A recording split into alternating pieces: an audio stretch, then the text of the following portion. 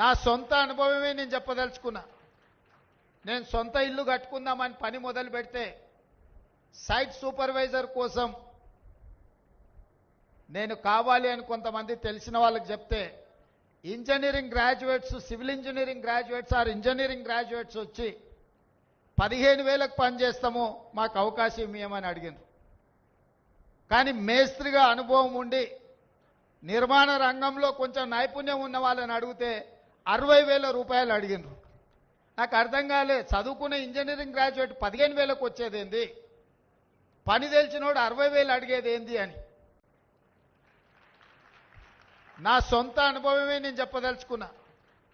నేను సొంత ఇల్లు కట్టుకుందామని పని మొదలు పెడితే సైట్ సూపర్వైజర్ కోసం